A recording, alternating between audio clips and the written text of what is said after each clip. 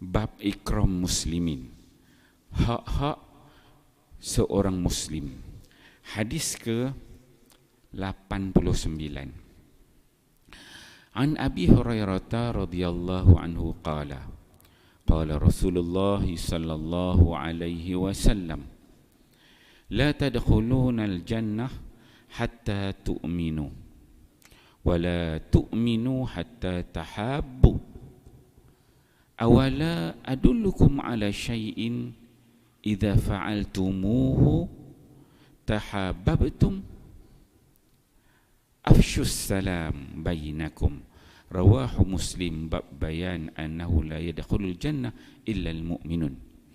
Sayyidina Abu Hurairah radhiyallahu anhu berkata, Rasulullah sallallahu alaihi wasallam bersabda, kamu tidak akan dapat memasuki syurga sehinggalah kamu beriman, yakni sehingga kehidupan kamu memenuhi tuntutan iman. Dan kamu tidak akan menjadi orang beriman sehingga kamu berkasih sayang antara kamu. Tidakkah saya memberitahu kamu amalan yang jika kamu melakukannya akan wujud kasih sayang antara kamu? Amalan itu ialah menyebarkan salam antara kamu. Riwayat Muslim. An Abi Darda radhiyallahu anhu qala qala Rasulullah sallallahu alaihi wasallam afshus salam kai ta'lu. Rawahu Tabrani. Sayyidina Abu Darda radhiyallahu anhu meriwayatkan bahawa Rasulullah sallallahu alaihi wasallam bersabda, sebarkanlah salam supaya kamu menjadi tinggi mulia. Tabrani Majmu' Az-Zawaid. Alhamdulillah tuan-tuan mulia, pagi ini kita membaca dua hadis Nabi sallallahu alaihi wasallam. Hadis di bawah tajuk ikram muslimin, hak orang-orang muslim. Hadis yang pertama, hadis daripada Abu Hurairah radhiyallahu anhu.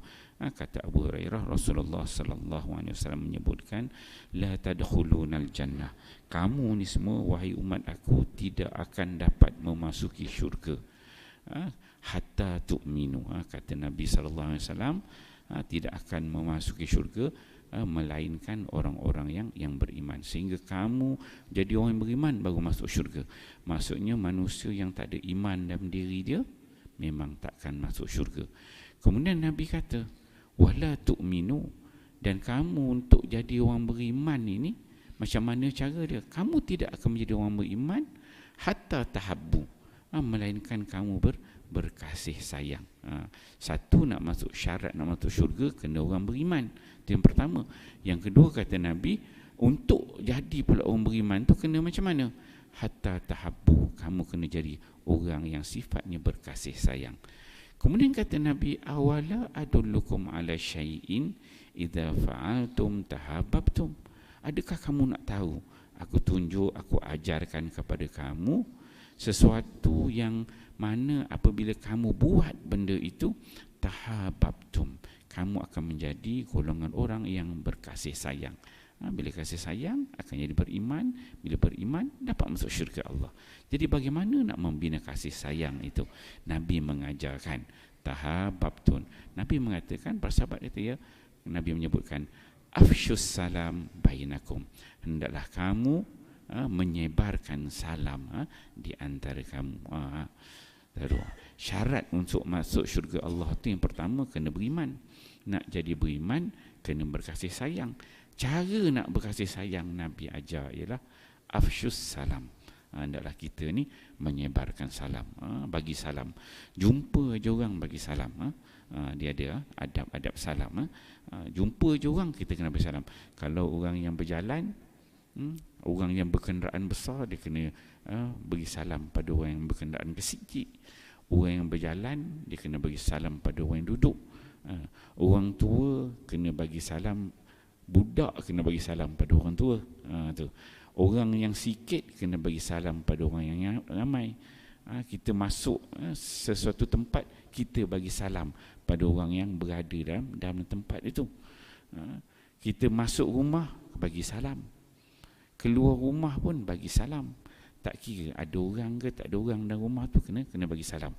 Masuk salam, tak ada orang dalam rumah, kita bagi salam. Keluar rumah pun tak ada orang, bagi salam juga. Ini adab apa nama dia, salam yang kedua. Itu yang dikatakan afsyus salam, supaya dia membina kasih sayang. Banyak kelebihan salam. Sehingga kan kalau kita tengok dalam Quran, Nabi Allah Subhanahu Wa Taala merekodkan bahawa kita nanti bila dah berada dalam syurga Allah, tak ada benda lafaz yang boleh kita nak sebut, nak tunjukkan betapa kita ini seronok masuk syurga dengan nikmat, dengan apa-apa yang Allah berikan kepada ahli syurga. Tak ada perkataan yang boleh kita ungkapkan, melainkan kita kata salam, salamun alaikum, salamun alaikum. La yasma'una fiha laghwan illa salama walahum rizquhum fiha bukratan wa ashiya. La yasma'una fiha, kamu, kata Allah Subhanahu Wa Taala, tidak akan mendengar di dalam syurga nanti perkataan yang lara. Perkataan lara maksudnya yang masuk syurga Allah ni dia tak ada sifat buruk, sifat dengki, hasad, tak ada dia. Benda lara kita tidak akan dengar dalam syurga Allah.